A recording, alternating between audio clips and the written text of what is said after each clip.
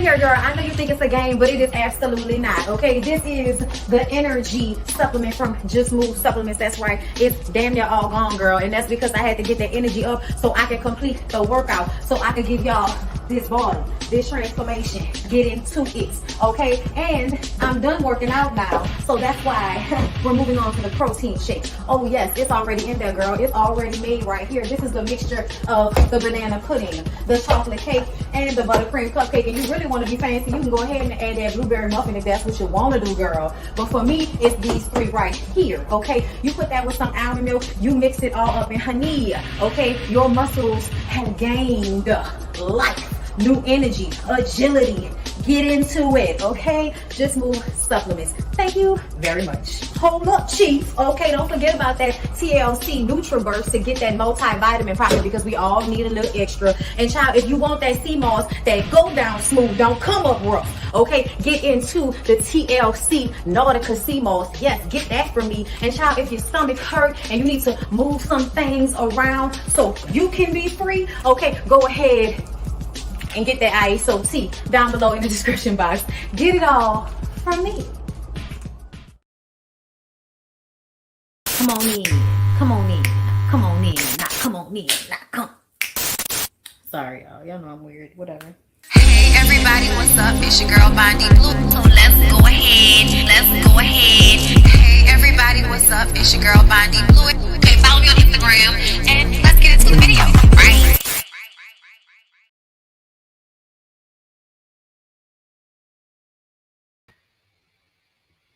What's up, y'all? How goes it? Happy weekends on. Okay, so is everybody ready? Is everybody ready? Because I'm not. I'm not ready at all, y'all. I'm rushing. I wasn't ready. I didn't even mean to turn the camera on myself, but I did. So here we are. With me just finished working out a second ago. Okay, still wet. Okay, y'all, listen. Okay, listen.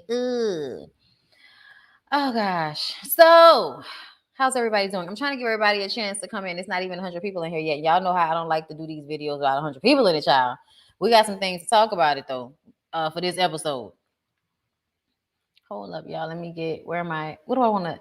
Yeah, we should definitely start with Family or Fiance. Child, listen to me. It's actually a bodysuit, and I don't want y'all to judge me because I still have to get a wax, like, you know, under my arms. Like, I don't know. Like, it's not that much, but it's too much for me. It's too much for my comfortability. Okay, but yes, no, it's a whole ass bodysuit. Y'all see, I'm still wet. Like, it's ridiculous. Okay, it's ridiculous how these things have to, you know. How it has to go sometimes. Child, Family or Fiance was a mess. Hold up, let me move these pillows because I don't want no pillows on me. Is this another delivery? Is we just getting delivery after delivery today? Is that what's going on? It sounds like it, but maybe not. I don't know. I can't see. I can't tell. Anyway, y'all, listen, let me read some of y'all comments. I want y'all to feel like I care about y'all because apparently some of y'all feel like I don't give a fuck. So listen. Y'all come in here, first person to comment, I'll, you know, put y'all comment up. All right. If it's my favorite comment, I'll put the comment up. Okay. But other than that, that's what the super chat is for. If y'all didn't know, if y'all trying to be heard, that's what the super chat is for. Sometimes we miss those and that's annoying because they be disappearing on us and shit. So it makes it seem like we not grateful or something. But either way, like, I hope y'all know I love y'all and I appreciate y'all because, you know, I be saying that all the time. Girl, what? Wait a minute. She was from Bad Girls Club? Oh my God. Y'all know I fell off Bad Girls Club years ago. Years and years and years ago. So I had no idea that she was on Bad Girls Club, y'all. What a turn of events. I had no idea. The episode was very good, Lily. Yes, it was. Okay. Child. Lene, it absolutely was a mess. You have questions, please comment your questions. Before we get into the episode, we can give people a chance to come in here. Y'all watch this episode of Family or Fiance. Come on and give me some information. Listen, Tay, at the end of the day, that man, this crazy man with this black shirt on is a beautiful man. His skin, like, he created beautiful children. Like, his children have impeccable facial structures and chocolatey good skin. Dude over here, JD, is not taking care of himself because he's depressed. He's depressed. He's fucked up on the inside, and he's abusive, and he don't know how to take care of himself. His brother is too, but that melanin, boy, I swear that melanin will save you. Okay, it will save you. Okay, but yes, I feel like this man definitely created some beautiful children here. The father is definitely the problem. The father is probably abusive. The daddy probably abused the mama. I'm gonna just go ahead and put that out there. I'm gonna go ahead and put it out there right now, and I'm gonna come back on Grammar and talk to you about it. Okay, so let's go ahead and open it up. All right, fuck it. Let's go for the head. All right, so you guys say Sayara and JD. Okay, she's Russian. He's black. She has a subscription service where she sells naked pictures of herself to take care of the two of them because he doesn't exactly have any direction. He thought he was going to play football. Well, he decided to chase after her instead of worrying about football. So now he's not in football anymore. And I knew at the beginning of the episode that it was too fucking late for football and he needed to focus on something else. Now, he said he was working on real estate, but he has yet to receive a check yet. He said he's going to receive his next check soon. I was like, I don't know what that means. You're going to receive your next check soon. That sounds like that's a if. That sounds like a maybe. That sounds like some bullshit possibly. Okay. But at the end of the day, this girl is selling, to me, when you do things like you're a category of a sex worker. Okay. It's not a bad thing. You're a category of a sex worker. Okay. You sell naked and sexy lingerie pictures of yourself. Child, listen, at the end of the day, I don't see nothing wrong with it. Make your money. However, she is doing it to put herself through law school. And I was just kind of like, child, only white women think that they can sell people naked pictures of themselves and still like go to law school and be successful without somebody popping out a naked picture to use against them in a court case or something like that. Like, I'm like, you haven't thought about that? Because I feel like as a black woman, that would not have been able to go down, child. You just, you have to make different decisions, I guess, when you're not a white woman. White women be able to bounce back from they hold them like it ain't nothing. Drea, we are not the same as them. We may be almost the same color, light skin.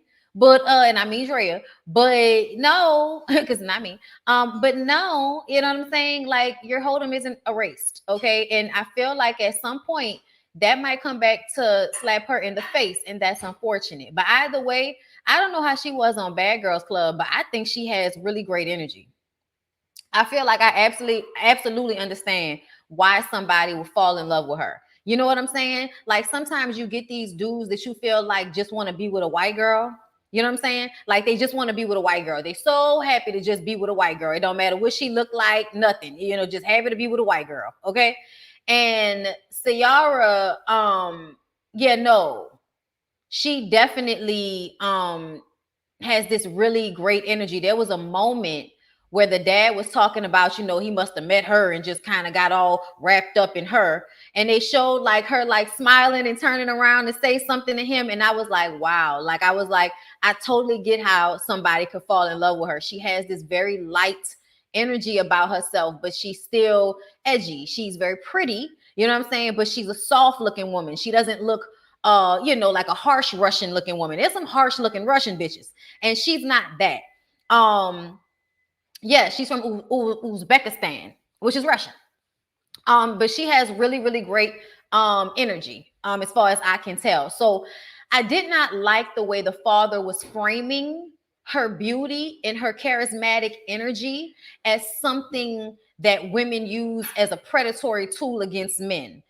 Like, and you can tell that's the way he was framing it, because he says, he got wrapped up in her.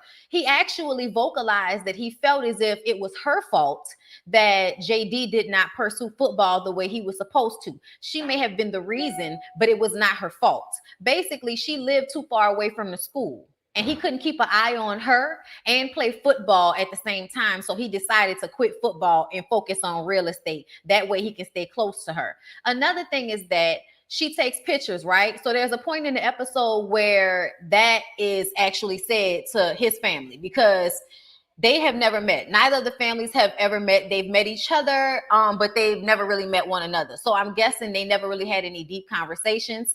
But they find out that Ciara sells pictures of herself online, right? And they automatically get upset as if it's something that has something to do with them. You know what I'm saying? And even though I understand this mindset, because there are so many people that get so upset about women using their sexuality to make money. People get upset about that. But it was the way the conversation went to me that just made me feel like y'all have made this girl responsible for your son's mistakes, when at the end of the day, he is a fucking bum that moved into her apartment like early on in the relationship. Like, he's a bum. I'm sorry, that's no disrespect, but he's exactly what her family is scared that he is. And I cannot stand when you know exactly who your son is, because you mad at her because he decided not to play football, when you know good and goddamn well it's his fault he decided not to play football. And he probably only wanted to play football to please you, because it's probably the only connection he has to you, because you're emotionally unavailable. Okay, you're emotionally unavailable, and you know that in some way you are responsible for the reason why his mom is not in his life, which is why you don't want to answer questions about where she is and why she isn't around. I also feel like you have resentment towards his mother for leaving you, and so you taught him without even him ever meeting or knowing his mom, because she left when he was very, very young. But I think that the dad has raised him to have anger towards women. I think the father has absolutely decided that whenever a man is falling short in some type of way, there's a woman in the room, it's her fault. And that's the attitude that, and I honestly thought that Russian mama took her to that hotel and talked some damn sense into her daughter. Yeah, she did. And let me tell you something. At first, I thought it was going to be weird, it was going to be racial. I thought it was going to be that. But that's not what they was giving at all. And in all honesty, I'm sure there are a lot of Russian women who know exactly what this is like, because Russian men, I believe, are also, very toxic, and it can be abusive as a culture, in the same way that I believe kind of all men are. I don't know if y'all pay attention, but like people always trying to frame it like black men are the only ones that are like this. But no, I believe that all men essentially, all ethnicities of men, all nationalities of men, have a large group of them that have anger and violent, issues towards women. And I don't exactly know why. But you can tell that they know what this looks like. And you can tell that it's not coming from a place of putting it on him as being black or anything like that. It was specifically from a place of, he can't take care of you. He makes you cry. It feels abusive. What is the point? What is the point? And I was worried at first that it was going to come off that way, because they were already, saying shit like, oh, it's the want to make sure they ain't trying to, eat his brain out, or, get the brain he got left. The daddy said something incoherent, but what it meant was nervous that white women going to be, twirling teaspoons and shit, and his brain going to be gone. And I feel like that is so convenient of you to already come into this picture with the idea that somebody is controlling your son's mind, instead of your son making decisions for himself that are not in his best interest. It's a theme of, you don't have to be responsible for your own actions, which makes me feel like the father absolutely had something to do with the reason why that mama is not around. It also makes me wonder what this daughter's relationships are like, what her self-esteem is like as a young woman growing up in a household with men who are all aggressive, all aggressive, all the type of men that don't like to take responsibility for the way they can emotionally abuse the people, or even physically abuse the people around them. It's always what the other person did. It's always what the mama did. It's always what the woman did. You know what I'm saying?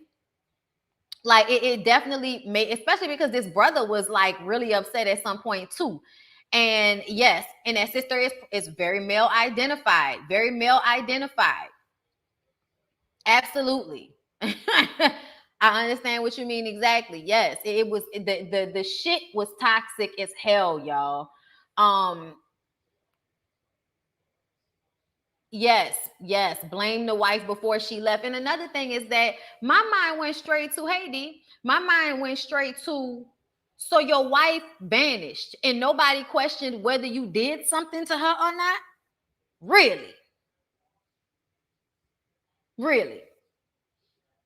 I was just kind of like, yeah, you can't come on no fucking reality show with this type of storyline and then not expect people to question how your wife, who believed that you were being abusive to her, he talked around it, y'all. He talked around it, but he said it.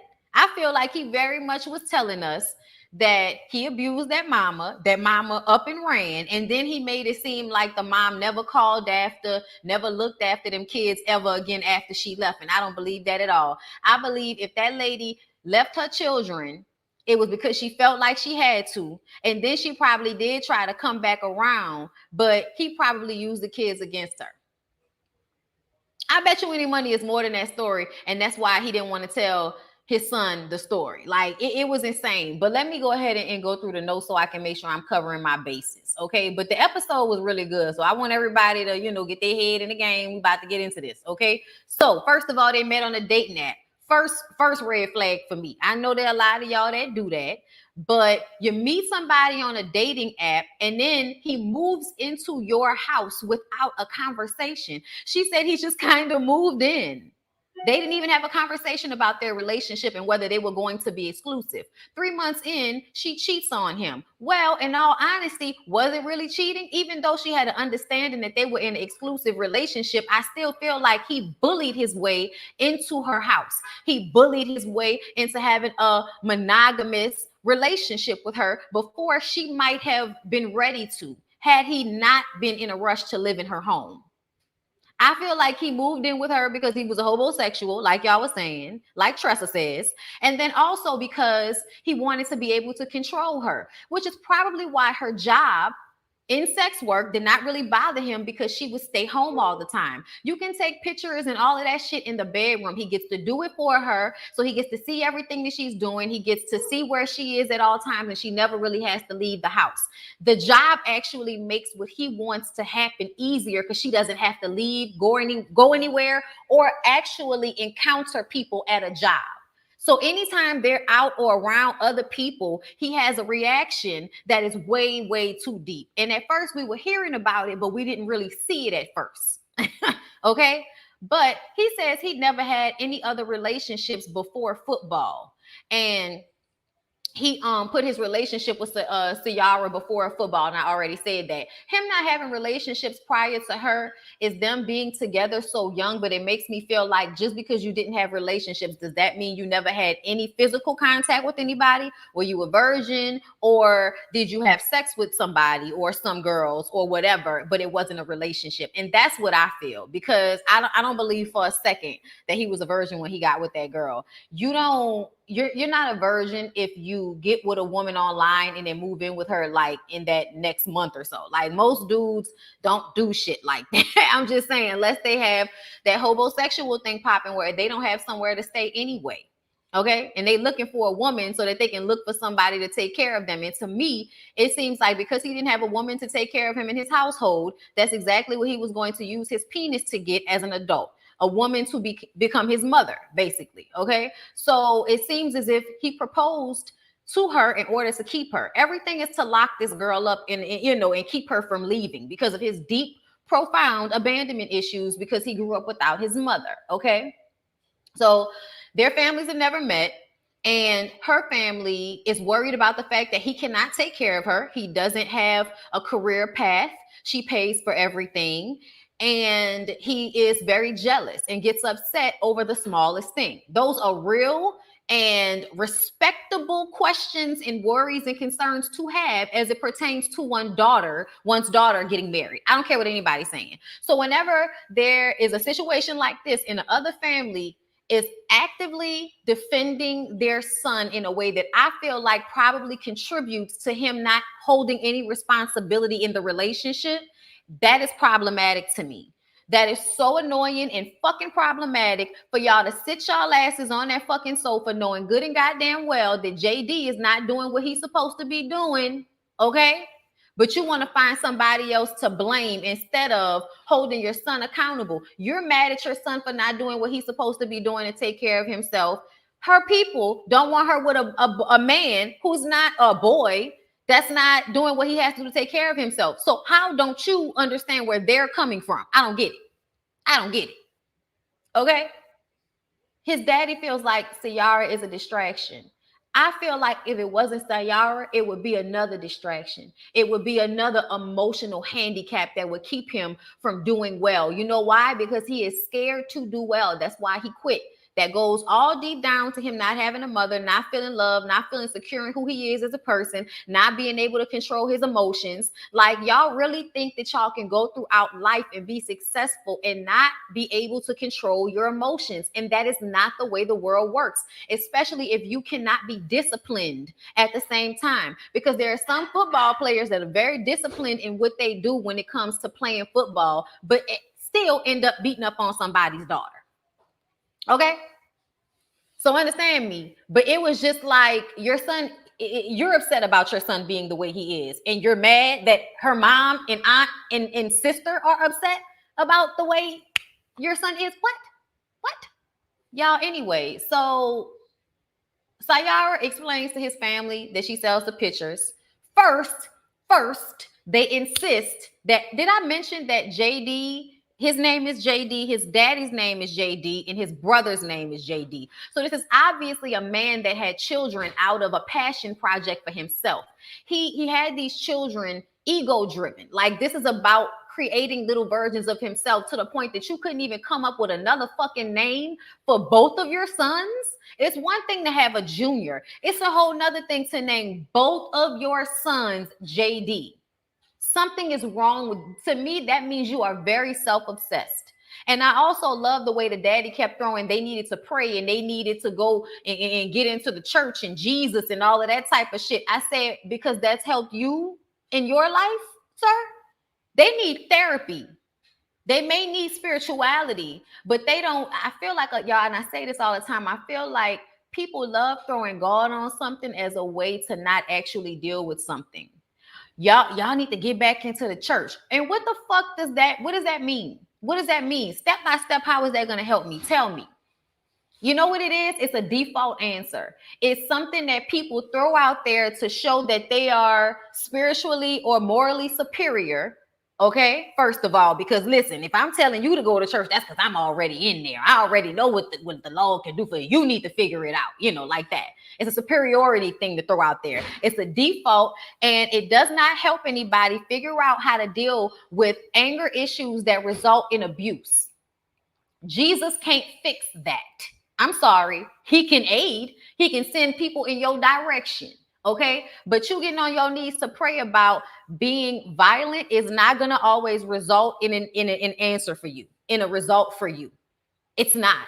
And sometimes I feel like it fuels your feelings about doing those things, because the Bible has a lot of toxic masculinity in there. And I feel like y'all talk about it because in some way you feel like it validates your bullshit. You know what I'm saying? Like, you can find a way to validate being abusive to a woman because she is being loose with her body. You know what I'm saying? That type of crazy shit. Okay, y'all may not be on the wavelength I'm on, but that's where I'm at with it, because he did keep saying that over and over again, that they needed to pray and they needed to get back in the church. And I was like, no, he needs a therapist.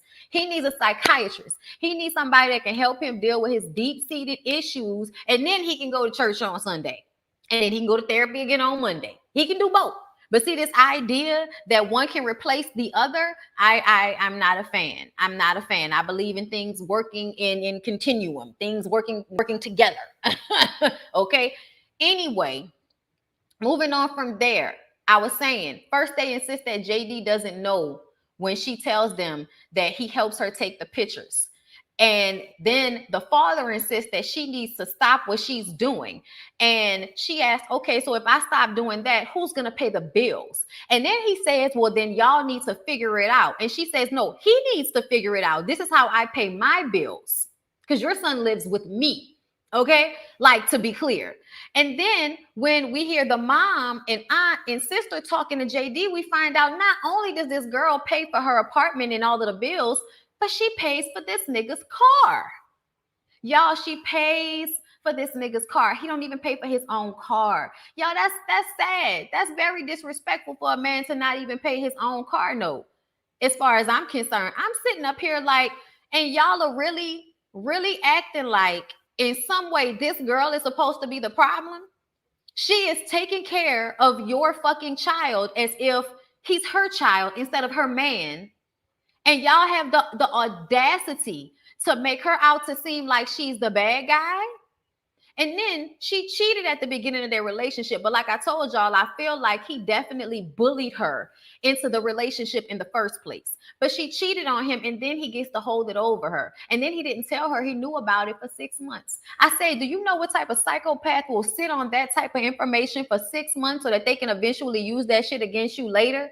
I think as soon as he found out that she cheated, he was like, oh, good. I have something that I can always hold over her head and use against her to get her to do what I want her to do. Because that's what he's always about, finding a way to get her to do what he wants her to do against her own better judgment, her own will, against what she wants to do. Okay? And she cries every time she talks about cheating on him. So you know she feels bad about it, and you know it's constantly held over her head. And I feel like even though that might be something hard to get over, don't take somebody back if you're not going to get over it, especially if you were only 3 months into the relationship. You were 3 months into the relationship. Y'all shouldn't have even been in a monogamous relationship with one another at 3 months in order for you to get that upset and hold it over her head for the rest of y'all relationship. Y'all been together a year and some change. I forgot how long they say they've been together, y'all. I always miss that part. But I still feel like, what the fuck is you sitting up here with the girl for if it happened 3 months in? If you're that bothered by it, like, it just doesn't even make sense to me. But that's how you know he wanted to use that against her. Okay. So then when he was talking to her mom and aunties and all of them, they get into the money situation. He thinks that's fixable. But when they bring up him being jealous, he says, I'm not jealous, I'm possessive, because what's mine is mine. And everybody is like, she is not an object. And see, that is the mind frame that we're trying to get y'all to get out of as a society. We are really trying to get y'all to get over this idea that women are a mule or a maid that you can fucking have children with. Y'all look at us as something y'all can sell, y'all can fuck, y'all can use for leverage in business, y'all can use to make y'all feel good about y'all's low self-esteem, y'all can blame for y'all's issues, to take care of y'all, to coddle y'all, to defend y'all. Like, y'all literally get with women to like do all of these toxic ass things. And for once, I feel like I would really like to see a leaf turned over where men can just want to be with women because they're amazing human beings that they want to be with. Not because they want to be with a caretaker, not because they want a piece of leverage, not because they want something they can sell to a man for land, okay? Like, I'm not a possession. I'm a fucking human being. I just so happen to be a woman. I'm a woman with a brain and everything. Like, I can think, I'm smart, I'm intelligent. I have all of my thumbs. Like, I am out here, bitch. I am a living, breathing human being that deserves to be seen as a person and not as a possession of yours. And I feel like people, period, need to get away from feeling like their person is a possession. That's mine. Yeah, technically, but not really. They're theirs. Okay? They belong to themselves. And we choose to be with each other. We choose to love each other. We choose to get married. We choose to be with each other. But at the end of the day, you do not get to take over somebody's being and then say to them, you're mine. So what you want doesn't matter because I want you to do this. That is not okay. That is not okay. That is abusive. That is chauvinistic. That is misogynistic. That is toxic as fuck. We want y'all to stop doing that. And that is exactly what this man is doing to this woman. She is a possession. Okay? Oh my God, it is so sad. Anyway, at dinner, Ciara feels constant guilt of cheating. JD brings up her family feeling like he doesn't offer anything because there are other men who would happily take care of her. She's a white woman, JD. There are absolutely a bunch of men who would love to take care of her, pay all of her bills so that she does not have to sell pictures of herself, who will pay for her to go through school. There are so many men that honestly will take your place. And if that upsets you, money, I'm sorry, but it's the truth of the matter. So either step your cookies up or move the fuck to the side. You can't be mad at her mom and them for feeling like they want somebody to take care of their daughter. I don't even understand how y'all can be mad about that. Like, that's what somebody should want for their daughter. You should want a man to take care of your daughter. Like, that doesn't even make any fucking sense. Of course, that's what they want. And he's not doing that. She's taking care of him. And you want her to stop doing what she's doing because it's an embarrassment for you and your son in some capacity for her to sell naked pictures of herself because she's a possession. So she's not supposed to show herself to anybody else, even if it's to take care of you, because she's a possession that needs to be controlled and hidden and, you know, kept like a keepsake or some shit like that, instead of a human being that gets to make their own decisions however they see fit. Anyway, child, when they bring up at the dinner that he is very controlling of her and he doesn't take care of her. He insists that he treats her so well. And her mom says, then why do you make her cry? When that mama at that table said, but you make her cry, he makes her cry, I said, boom. I was waiting on somebody to say something. He got so upset at that table. The brother was upset. The brother was, well, what you feel about what she do for a living? And I'm like, oh, we changing the subject because y'all can't deal with the fact that this nigga doesn't treat her that well. we changing the subject to what she does for a living now, because nobody can deal with the fact that JD does not treat Ciara that great in the first fucking place. Being possessive, being all over somebody, doting on them so that you can keep your eye and your hand on them at all times is not love. It's control. Okay? So please stop thinking that in some way your son is some fucking catch because he is exercising his control over her. It's not love. It's what it looks like to a lot of people who are used to being in abusive, toxic relationships, but it's not love. It's not. Sorry that y'all feel that way, but that's not what that is. But JD starts yelling. Ciara defends him to her family later on. He's a great guy. And see, when she started doing that, when she was crying to her family about, you know, how great he is and how he does take care of her and he does do this and he does do that.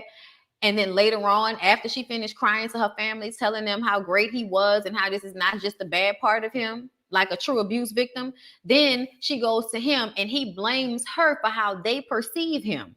After he just finished yelling and screaming at everybody, it's her fault that they see him this way. And she hasn't defended him enough. She's a woman. Why does she have to defend you? Why does she have to defend you? The brother is absolutely abusive too. The daddy is abusive, and the sister is probably just trying to move around because in some ways they've probably been abusive to her. She probably was the one that cleans up after everybody and all of that shit. They probably made that daughter they made in that household.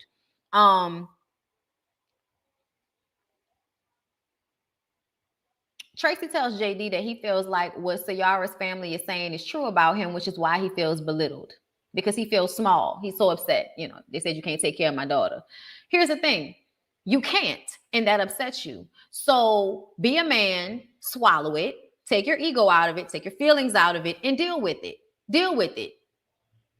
He's unsure of himself, and that should concern Ciara, especially for, you know, marrying somebody. I said Tracy was on her job today. Tracy did her job today. Tracy breaks down that he doesn't have the capacity to be a husband because he has internal issues to deal with stemming from his mother leaving him. And he needs to get clarity about what happened about that.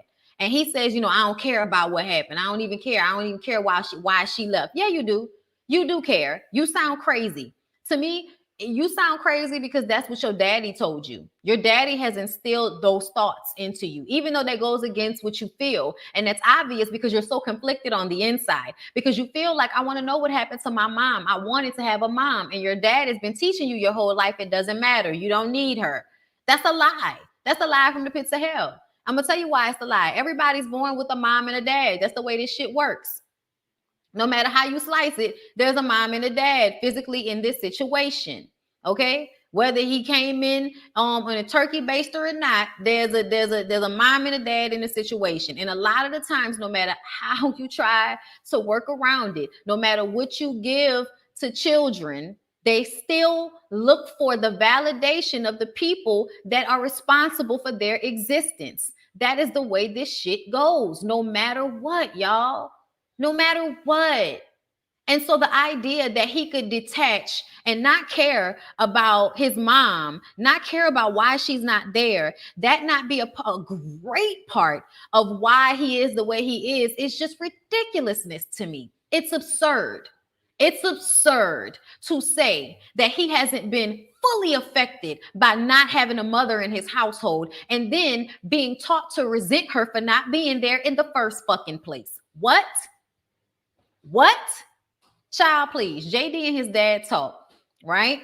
His dad doesn't think his issues stem from his childhood and that they're reaching. The dad said, I think that, you're trying to figure out what's going on with you right now. So you're just kind of looking for anything, but I don't think this really has anything to do with it. And, it really don't have nothing to do with you either. And Tracy said, but it's his story. It absolutely has something to do with him. He has a right to know why his mother was not in his life. And his dad is like, well, I don't feel like you need to know that. But if you want to know it, if he want me to say it, I hate when people do that. We're both sitting down with you to ask you to tell us what happened with his mother. Why are you acting as if when Tracy corrects you that all of a sudden Tracy is the one that's asking for the information exclusively and your son isn't asking for it when your son was the first one to ask for the information in the first fucking place? Like, it doesn't even make any sense. You can tell he has been talking his son out of caring about his mother this entire time so that he can absolve himself from guilt. That's why he couldn't look him in the eye when he told him the story. That's why his whole posture was like this the whole time he was talking to his son. You just got to keep fighting. Yeah, that's the shit you tell people when you want them to get over something that you don't want to even have to deal with. You don't want to walk through it, but you want him to jump over it. Child, please. That daddy sat up there and said that the mama came from an abusive household. They got together. He thought he would take her away from that and show her something different. But she began to feel like he was doing the same thing to her that her mom and her family did to her. So she just upped and vanished. She just upped and left and never said anything else after that. And he's never remarried. JD is scared that Ciara will vanish just like his mom. JD feels like it's too late to play ball and had actively had to, actually had to say that to, his dad, because his dad, I think that's a real, hard spot for him and his dad, this football thing. And that's over, so he has to figure something else out. But y'all, I was like, the dad was basically trying to find a way to talk around the fact that you probably abused his mother. And that's why she left, and you feel at fault and you feel guilty. And that's why you don't want to tell him the story. That's also why you have raised him to resent her and to resent women in general. And you've done that to the other son as well. You can tell it was all about you, why you named all of them JD. Then at the end, when they're all sitting down for the family meeting, JD, the son, the main one, has sunglasses on. Then his brother has sunglasses on, and the dad is holding his sunglasses in his hand so that y'all can emotionally detach from this situation. I hate when men do that. They do that when they're ashamed of something and they don't want to deal with it. They put sunglasses on and they feel like it's a way to disrespect you because they're not looking you in your eye. So they're not giving you their attention. So it's this very I don't give a fuck attitude and demeanor, very dismissive. And that's what they were trying to do in that moment, all together, all three of them getting ready to be dismissive in this moment. But the daddy is feeling defensive because they're showcasing his son to be abusive. And he knows that that's an exact mirror of his situation. As much as he has tried to hide what happened with that mama from him, that's why I want to know more about the mama. But I think the daddy thought that he was going to be able to hide what happened from the kids. And the kids end up acting out the story anyway. I think JD is acting out what happened with his mother. I think the reason why his mother left is for the exact reason that Ciara is probably leaving. You know what I'm saying? So JD gets mad at Ciara because they were getting ready to, do something, and she changed her dress. And she had to pull her dress up so that she could be mic'd. And JD is standing right there. He's watching. But as soon as the mic person leaves, he gets mad and, starts saying that, what you're doing. You're not even paying attention to the little small stuff. See, you're not even paying attention to what you're doing. That's a problem right there. So you can see he got upset, right? And we like, what the fuck is he talking about? So She goes sit outside, smoke a cigarette. We see him come and snatch the mic off her back, like out down her dress, snatch it off her underwear.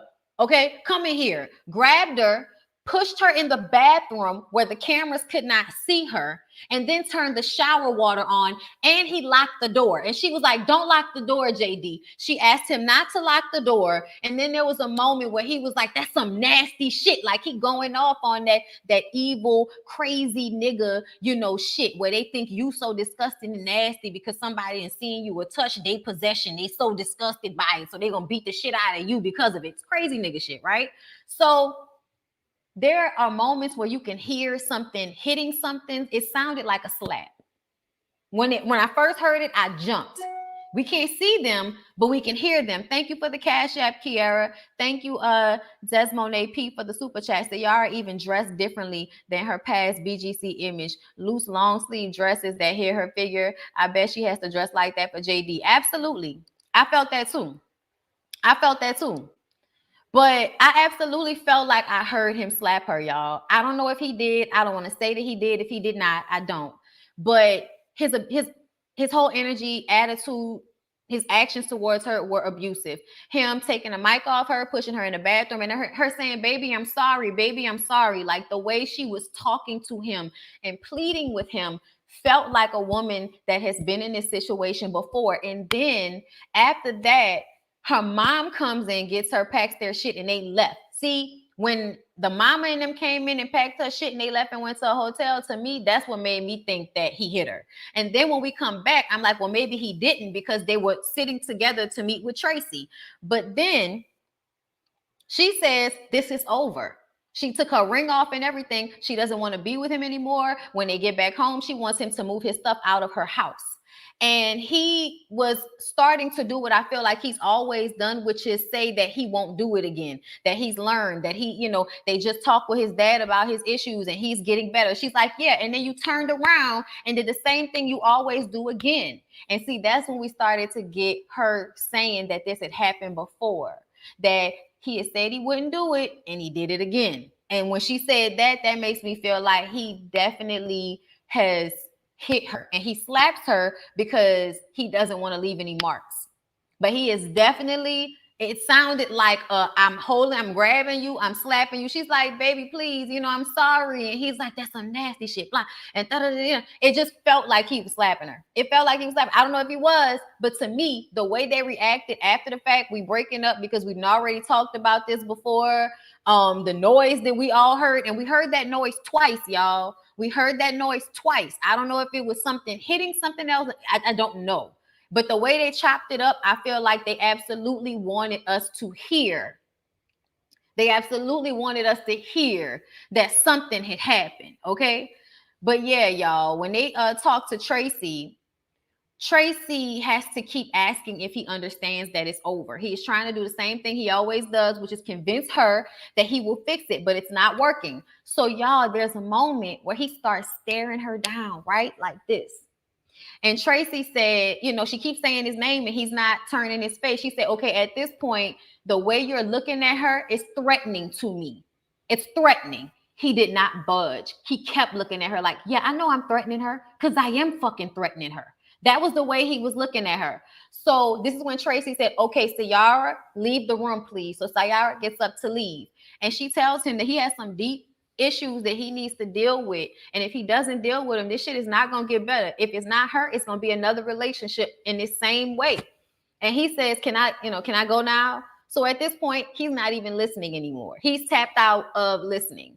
And so when they come together for the family meeting, he has on sunglasses. His brother got on sunglasses. The daddy is holding the sunglasses. And then Tracy announces that Sayara doesn't want to be with him anymore. The daddy got upset. I said, why are you mad? Didn't you want him to not be with her because she was a distraction? And now you find out they're breaking up and you're upset? Like, that didn't make any sense to me. That's how you know it's about control. That's how you know it's about control. And he says he hopes his son never puts all his hopes on, anyone else like that again. And they broke up and they hadn't talked a whole month after the situation. But I was just like, at the end of the day, this was definitely abusive. You could tell by his attitude after, his demeanor after. Like, it was terrible. It was very, very like, oh my God, I can't believe we seeing this shit type stuff. What are y'all saying? Okay. I don't think Sayara really liked him. I truly believe she came on the show to break up, and I don't care what nobody said. You don't think she really liked him? Okay. Yep. Sayara was on BGC. I felt like they bullied her a lot. The girls would attack her and sneak her from behind. I wonder why his family wasn't so vocal then. They had so much to say about Sayara. Of course they did. That's why we didn't see a lot of confessional from them either. I think Tisha tell. Oh yeah. That's probably a troll, y'all. That was scary. He don't need to be with anyone. He doesn't need to be with anybody. My husband and I said this was Sayara's safe place to break up with him. We felt like she wanted to break up with him anyway, but needed protection from his action. Oh yeah, absolutely. Yes, he needs to be by himself. Creepy. He was upset because Sarah made the decision not to be with JD and not the other way around. The daddy ain't nothing. Child, daddy got his control back now. He can go on ahead and keep his broken son all to himself. Brothers like this need intense therapy before they attempt a relationship.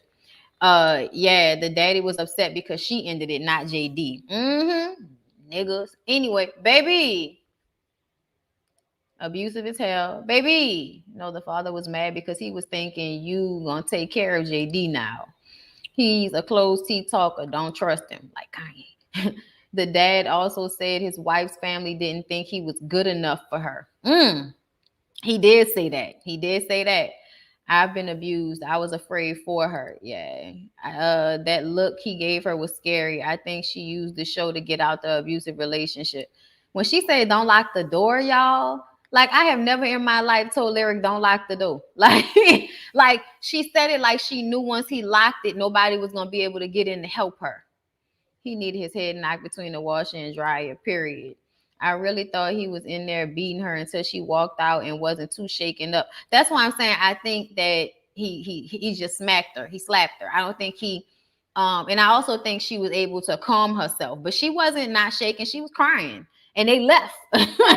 You know, but that just makes me feel like it wasn't the first time. I hope the mom speaks out. The father did a number on them. I think she was scared to leave back home, so they got on the show to leave. I think so too. I feel like the season showed a lot of abusive relationships because there are a lot of abusive relationships. Okay. Anyway, y'all.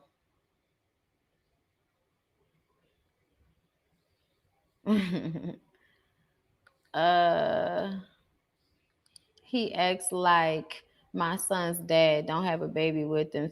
Ciara, stay far away. Not having a mom hurts a lot. I know it does. You got to deal with that shit. You can't just like skate over it like it's not happening. And that's what the dad did. Production realized during filming it's an abusive relationship because they never shown a couple in the bedroom. There are so many abusive relationships out there. I'm so glad she got out that relationship. Yes, like the video, y'all. I can't even imagine what happens in their home if that's how he acts on TV. That's another thing. I'm glad she's focusing on school and left him according to the update, which I hope is true. Me too, but you know how people be. After the update, they get back together. He really went left getting up like he's freaking crazy. Yeah. That nigga was definitely on some other shit. But anyway, y'all, that's all I got to say about that. We're about to move on to Ready to Love. Y'all know how we do, so like the video.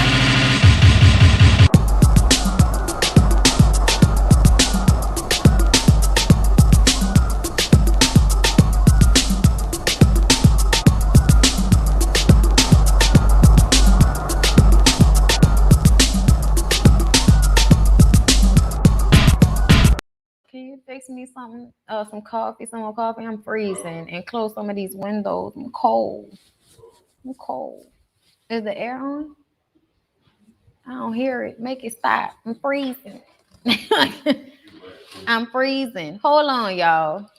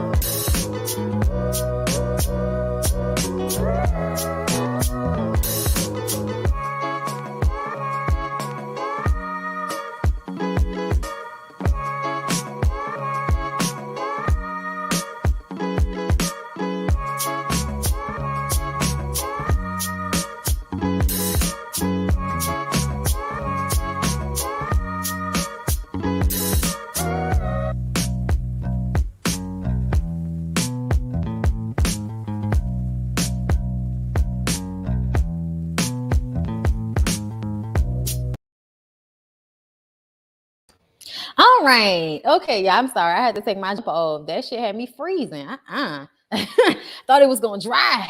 It wasn't drying fast enough, y'all. Okay, so we're back. We're back. We're back. Um, what we doing? What we talking about before I move on? Let's see.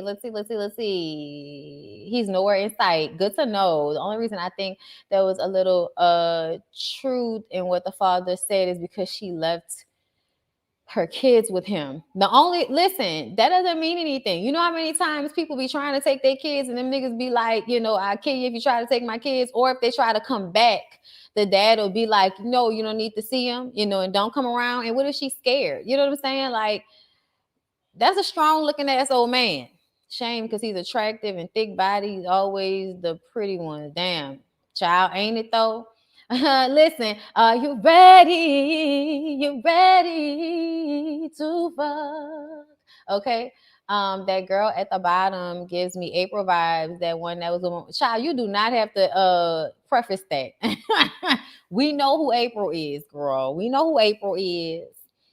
It's giving Virginia. I don't believe they're from here. Child, a lot of them ain't from here. Now listen, let me explain, y'all. So like I wish I would have had like, more notage for y'all, but I had to watch this episode so many times in order to be engaged, and I don't know why. Maybe it was just me. I don't know. Okay. I don't know. Okay.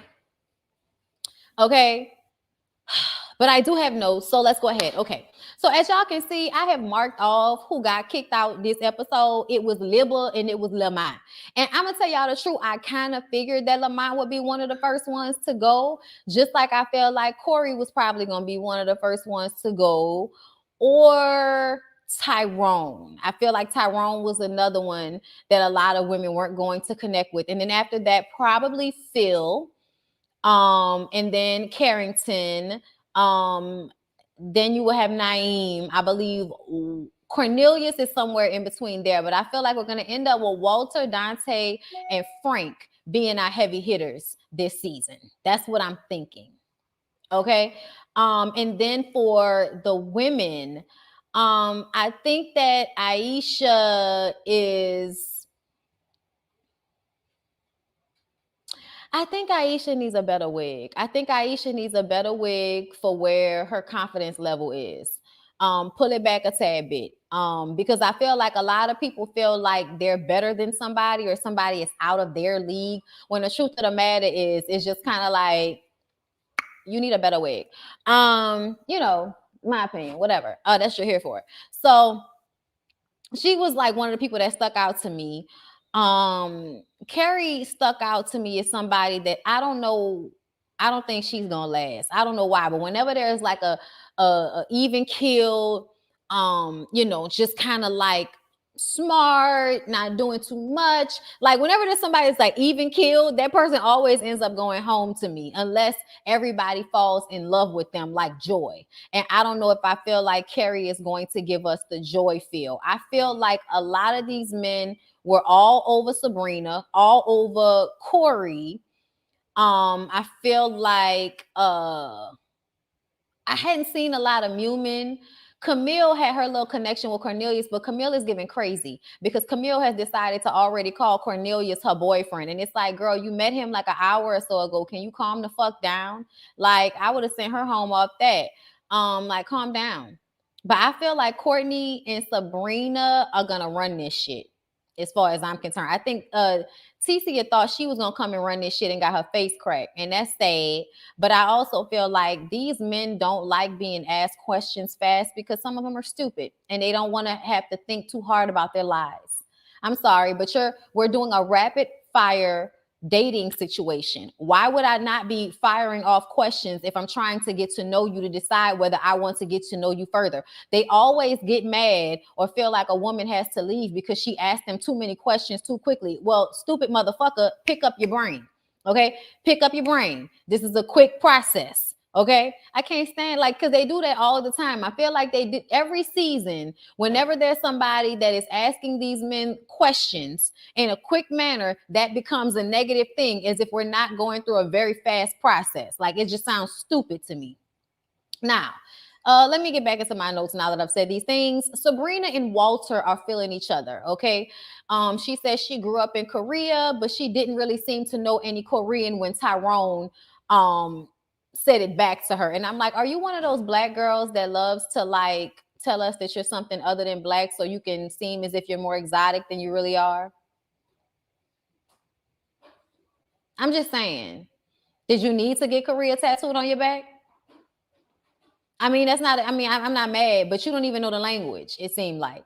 It seemed like you didn't even know the language. So why you gonna get some shit tattooed on your back and you so proud of it just because it's not black, right? So people work on my fucking nerves. That might not be it, but she just seemed to not know the Korean when he had said something. Okay? Anyway. Walter later tells Ticia that he was toxic after his wife's death in 03. That made me feel like Walter's going to be a problem. Remember at first I was like, I felt like Walter was going to be a problem. I was like, no, it was Dante. And now I'm feeling like, no, I was right. It's going to be both of them niggas. See, here it is. Walter wants to be Joel, but Joel turned out to kind of be a fuckboy as well. It didn't come off that way initially. It took a minute, but we realized it eventually. I think Walter is even more of a fuckboy because his wife died like 20 years ago. His wife died in 03. They talk about it like it was so recent. And he did say he had other relationships, but to me, if you were about to marry any other woman, I'm gonna need for you to expound upon that relationship and not always go straight to the woman who passed away, because I feel like it's a way for you to invoke sympathy from people instead of telling the real, which is that you've been going through for the past 20 years, wreaking havoc on some of the women you've been in relationships with.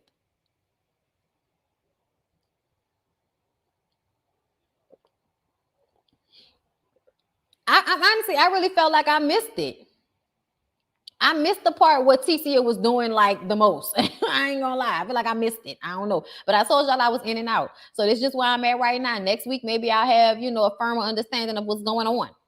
Lamont talks to Shiloh, and at first I thought they may be a good match for each other because Lamont made me feel sad for him. But I often feel like some of you niggas, y'all seem pathetic, and we feel sad for y'all because we don't want any black men out here to be feeling like nobody loves him and all of that, because nothing is sadder than when a black man doesn't have confidence. Like, that shit is just depressing because it makes no sense to us a lot of the times. But I feel like it comes from y'all's withdrawal.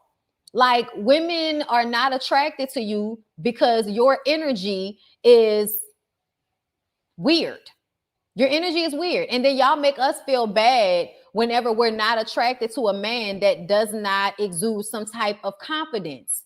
Like, when you walk around unsure of yourself, when you're reciting poetry that you rhyme penis with something, like you rhyme something with penis, my dude. Like, Lamont, you really fucked yourself up in this situation. But I knew as soon as I heard you, reciting poetry, like, this ain't the 90s, my nigga. They not feeling it the way they was back then.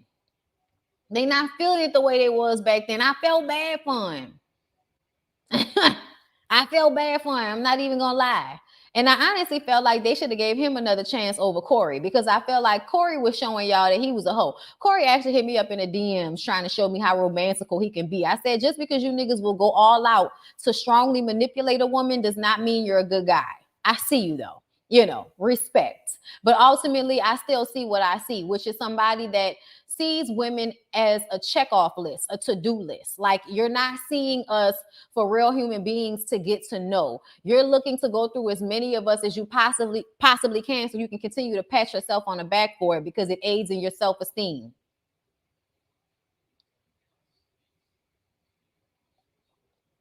Because otherwise you would feel like a lame. Since I know you watch my shit, I'll go ahead and tell you that. You don't have the swag that you think you have, which makes me feel like you're always moving from an insecure place, and women can smell that shit. We can smell it. It's not attractive. Pull it back. Calm down. It would behoove you to also be decisive about who you choose to go out on dates with, instead of telling every single girl that you want to go out on a date with her and then seeing who sticks. Yeah, no, nobody wants to feel like that's how they came to be about. that you was just, throwing your dick out there to everybody and seeing who stuck. Nobody wants to feel like that. They don't. And Lamont, nobody wants to feel responsible for your insecurities either. And I feel like a lot of men like you, y'all do that. Y'all make women feel like if they're not giving y'all all of the overreaction that y'all want, that you're going to be problematic in some way, or you're going to be an energy drain, or you're going to constantly be pulling from my sympathy for you. Some of you niggas love to like get pity from women. Like y'all move off that too. You know what I'm saying? So I feel like I'm starting to realize a lot of the things that y'all know women will feel bad about, y'all use those things to like kind of force women into being in relationships or force women to fuck with y'all in some type of way. Not really a force, but it's a manipulation tool. I'm sorry. I'm just calling it out how I see it, y'all. Okay, calling it out like I said. I might be wrong, but something I felt like you're using your lame energy to manipulate people into feeling bad for you when really you should have just came correct. Ticia likes Walter. She says that he has a lot of charisma. I don't know if he was reciprocating that energy, and that's what I don't like about Walter. You're already coming off like somebody who can basically showcase the same amount of charisma, or you'll make all of these different women feel like you feeling them in this deep way when really you just going through having the same interaction with all of them, and they won't realize that you're no different than Corey until it's too late. But see, Corey isn't as suave. That's why I said Corey is a little lame, which is why he moves from this space. But he's doing in general, he's gonna behave and he's using the same tools and shit that Walter is using. Just saying, I noticed it. Whatever. I could be wrong. I'm happy to be wrong. Prove me wrong. Be better. Next episode, don't come off like this, and I'll be happy to come back and say I was wrong. Do it.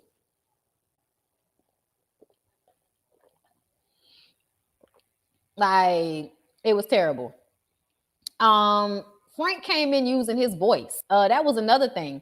I was like, Frank knows what's attractive about him, so he knows how to lean into that, and I appreciate that. But he also, to me, comes off like somebody that, I'm sorry, yeah, I feel like I'm calling everybody lame, and I don't want to do that, but I don't know what else to call it. I feel like Frank is lame too, but Frank has a really good velvety voice, knows how to dress, and can show good attention. But I feel like he was coming off a little lame to me too. Thank you. It is a Nightmare Before Christmas mug. Y'all know I'm one of those. I'm obsessed. Anyway,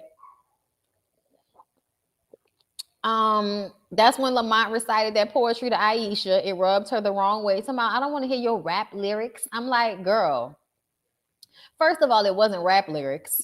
Grow up. It was poetry. That's not the same thing.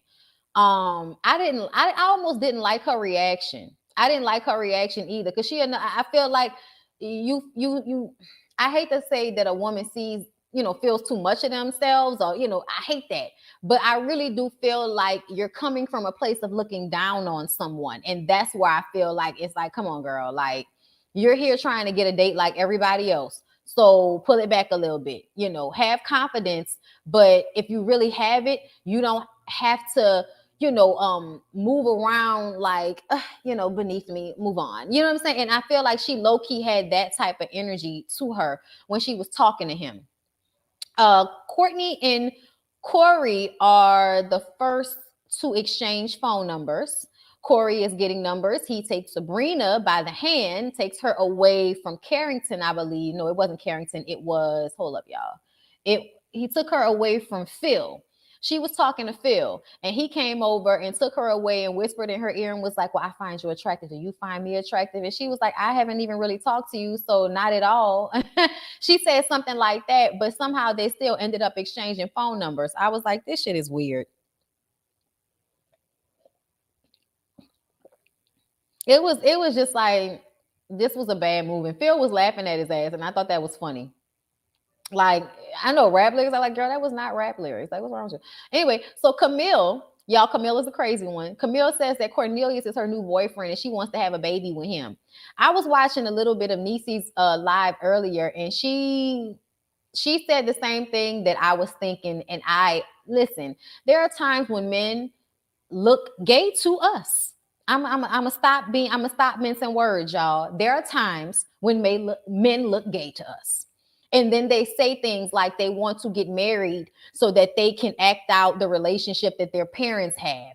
And that can either be endearing or can come off gay to us. And it's not because we are male identified or, full of toxic masculinity or want a man that has toxic It's not none of that. It's that some of you niggas are DL, don't know it yet. Some of you niggas are effeminate. And some of you niggas are just plain lame. You know what I'm saying? I don't know what it is. But Cornelius was giving a bit of something. He was giving a bit of something. And I know I wasn't the only one that noticed it because my husband noticed it when we were watching that first episode. That's no disrespect. He's a nice looking man. If he did say he was bisexual, I'd be like, oh, well, fuck, nobody cares. But there is definitely an energy of hiding one's true essence and it coming and showing up on camera the way it is controlled in pictures.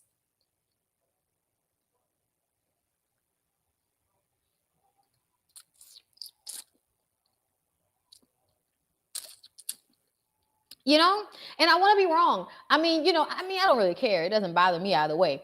But I just hate when you notice stuff like that. And the universe noticed it too. Because you notice stuff and then you say it and then people act like you're in some way being hateful about it. And it's like, no, but it's definitely an observation that I'm going to call out when I see it, especially in this type of environment. And, it just felt like Cornelius was giving energy in a way that, Camille, what is you getting wrapped up for so that you can play him later on? I don't know, but you're doing a lot. Walter and Sabrina talk again about how she takes care of her elderly parents. He says his mother died in his arms, so they connect on that level. She cries. He wipes the tears. I'm like, oh, wow, he Stevie J'd her. This is going to be interesting. It's going to be interesting. Why you hate me? Walter, sorry. Frank says Libba was too friendly. Y'all, this is one of them things that works on my nerves about these shows. These men are so fucking aggy sometimes. Because if a woman is reserved and wants you to chase her, then y'all aren't interested. Y'all say those women didn't try to get to know y'all. When the women are bubbly and flirty with you guys, y'all be like, oh, she was doing too much. And that's what I feel like they did to Libba, because I wasn't exactly sure that I felt like, I don't know, maybe she was drinking too much. Maybe she was coming off as the good time girl. Maybe she was coming off as, one of them girls that you have a good time with, but you go to her house and her house is dirty. I don't know. But it was something that they picked up off of Libba and they just were not feeling her. And I missed it. The women find out that Corey made dates with a lot of them and all of them run away. You can thank your girl, Carrie. Carrie is the one that came to the conclusion that Corey was going around trying to get dates from every fucking body. Like, you old weird ass thirsty nigga. Why is you getting dates from everybody in one setting? You can't date them all, nigga. It is not a collector's pack. You can't collect them all, okay? Anyway, so Zadia, I didn't even really see a lot of her sit downs or whatever, but she connected with Walter and Naeem. And Sabrina says that she connected with Walter. Naeem said that he wanted a natural woman, but was all, loving the thickness that Ticia was given. Like I said, Camille called Cornelius her boyfriend too early. Tyrone, Lamont, and Corey are all on the bottom. Lamont ends up going home. Ticia and Libba are on the bottom, and Libba ends up going home. And Ticia felt away. She was like, I got like 5 phone numbers in my fucking phone. How am I going home? What the shit is this? Child, I do not understand. Y'all could tip y'all content creators. That would be what's up, what's out on these streets. When y'all tip y'all content creators. Thank you. But yeah, y'all, the situation, it's just not. It's not looking. But I'm thinking that the last 3, 4, I'm giving Naeem, Walter, Frank and Dante the last four stamp for right now. That's what I'm feeling. I don't know why, but that's what I'm feeling. I think the one I like the most, I think I like Naeem the most, but I also feel like there's a level of perpetration happening there. Um, Aisha is giving the I'm gonna be too much girls. Even though everybody likes Sabrina, her energy is also a little over the top in a way for me. Like I'm waiting on the crazy to pop out. I'm not sure yet, but I'm waiting. I liked Courtney. Camille is showcasing her crazy already. I think Carrie is too level-headed for this show. Ticia is pissed, so we'll see how that plays over next episode.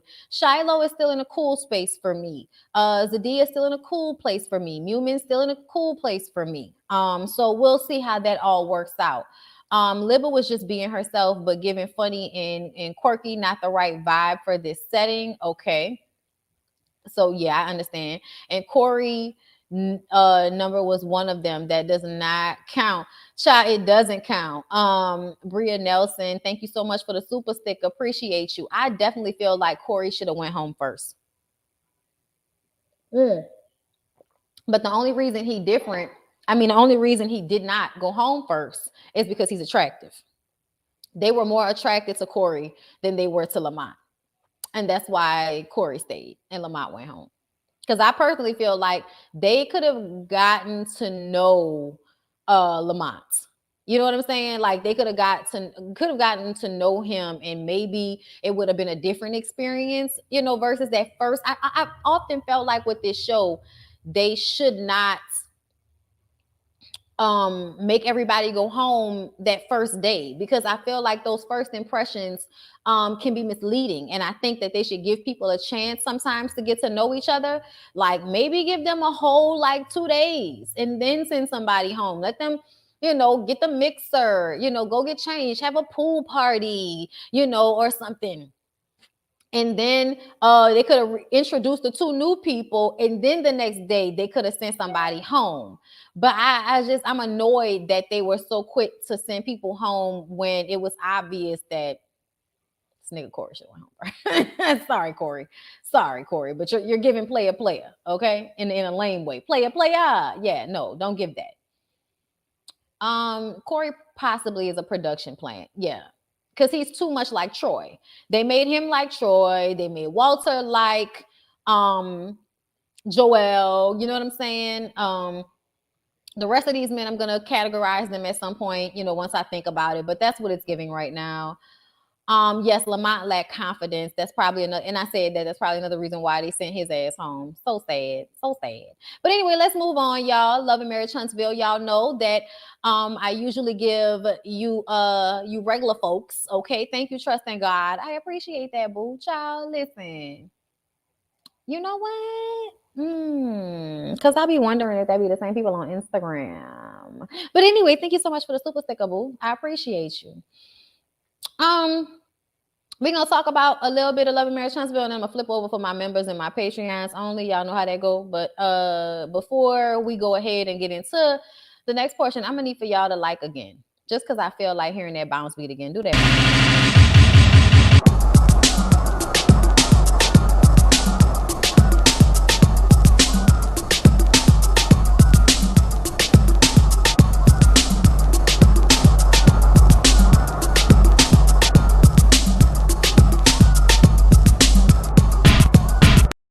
I got that in my system. Somebody gonna be my big thank ya. Okay, anyway, do it for ya. Twerk for ya. Listen, are you guys following my backup page? Are you following me on Relax with Blue? Follow me on Relax with Blue. Like, I want you to do it, like right now. I'll wait. Pull up another tab.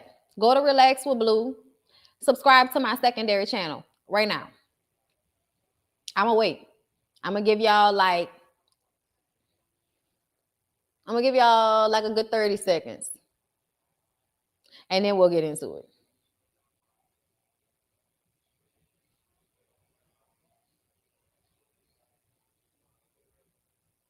I'm gonna add an ad right here too. But y'all gonna stop playing with me. Follow me on Relax with Blue. Follow me on the BondyBlue.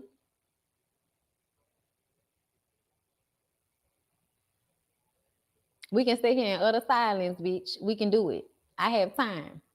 Thank you so much, Libra lady, for becoming a member. Thank you. Shit, I wish I had some sound effects. Listen, whenever somebody come up. All right, the 30 seconds is over. Let's go ahead and get into this. So y'all know, Love and Marriage Huntsville, y'all. Let's start. Destiny is doing a photo shoot for Hype Hair magazine. Thank you so much, Queen Divinity, for the Cash App. Thank you so much. I appreciate you.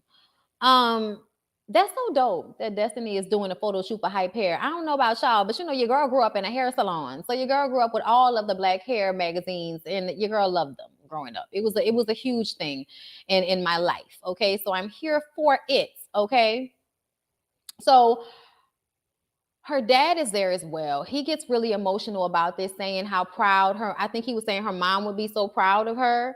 It was just really emotional and beautiful and everything to see him so proud of her and her reaching this accomplishment. So good for her. So Tisha comes back. Tisha is so proud of her. Oh my God. Okay. And they talk about Tiffany and how, we need to be able to check each other if we're doing something wrong. Thank you for the Cash App, Jasmine. If we're doing something wrong, we need to be able to check each other. I'm like, since when? Since when? Because you left Destiny out there to dry when she checked Tiffany about the way she came at you. You was acting like you didn't have a problem with that lady asking you all them invasive ass questions, asking you if your husband really wanted to be with you and all of that shit. You was sitting there like a fool, acting like you was unbothered. And now you're sitting up here talking about we need to be able to check somebody when they say something. Tisha, what are you talking about? If that was the case, you should have spoke up when that lady was saying something about you and yours, questioning you about you and yours. But you got so much to say, sitting up here talking to Destiny. Stop being scary, Tisha. Stop being scary. You should have said something to Tiffany when she was asking you that shit, instead of letting Destiny buck for you and then waiting until y'all get in private to say, oh yeah, girl, you was right. She doing too much. You should have said that then. Anyway, Destiny says that Mel needs to stop butting in and let she and Tiffany handle their situation so that they can actually resolve it. Okay. They gonna meet up later on. So then they discuss Marceau's depression and how she didn't know anything about his depression and how, it's almost like it feels like it could possibly be also her fault and all of this type of shit. Girl, listen, at the end of the day, I am tired of Marceau and Tisha. I'm tired of Marceau and Tisha, y'all. I really am. I am. Okay? What else y'all got to say? It made me mad when Tisha expressed she had a problem with Tiffany when she asked her the next day if they were cool. Yes, because she acted like it was all good. And then I feel like Tiffany knows that she could run over Tisha. So that's why that went that way. Because she was like, I just wanted to make sure that we were cool. Well, she was trying to express to you that it wasn't that great for you to do what you did. But you continue to humiliate her by pressing her to have that wedding ceremony chapel situation. And you knew Marceau didn't want that. But you let that lady and her husband buck your head up to do something that you know your husband wasn't going to participate in. And then it made you feel even worse. So now I think you're mad low-key at Tiffany because of the way Marceau reacted when you knew how Marceau was going to react. So now you sitting up here talking to Destiny, talking about how she, oh yeah, Tiffany need to do better. Oh, it was all good until now. Now she doing too much. No, I think you mad that she let you, she talked you into doing something against your better judgment. And you often do that because you don't stand strong in your own, she don't trust her gut. She don't trust her own intuition. And that is a sad thing. To be a woman of your age, a mother, a wife, and not trust your own intuition and your own mind about things. I think if Tisha finds out what she's really married to, she's going to have a legit breakdown. I don't know why. I don't know why you think that. I think that Tisha will find out who she's married to. And once she decides that she's too weak to leave, and what I mean by that is it takes a lot of strength to disrupt your house, your It takes a lot to leave people, even when they fucking over you.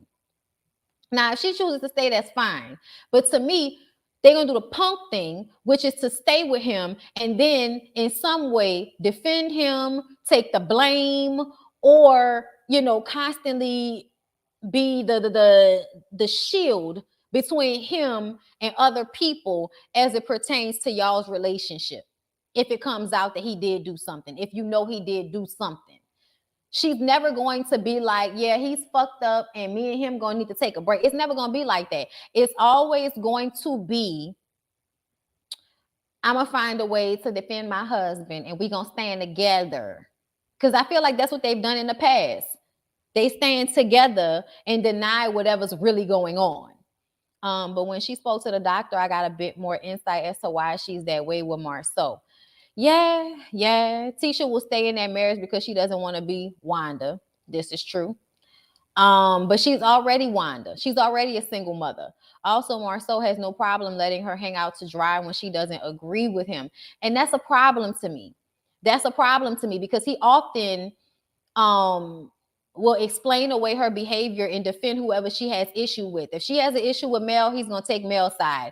If Tisha has an issue with Martell, he's going to say he understands why Martell felt that way. He's always going to take up the other person's side, which I feel like is a tool to diminish Tisha. Because if Tisha continues to be diminished, to be invalidated, to not feel heard, to not feel defended, to not feel loved, to not feel protected, to not feel doted over. If she continues to not feel that way, it gives her less power in the relationship to demand what she wants because she feels like she has no leverage. Okay. So with that being said, I'm going to go ahead and end this here. Thank you guys so much for joining the live today on this Sunday. And I'm going to go ahead and pop over to the private live for my members and Patreons and get away from whoever these crazy people are in my comments. Okay. I love you guys. I appreciate y'all. And to all my members and my Patreons, I will see y'all over there. I didn't send y'all the link, but I'm going to. All right.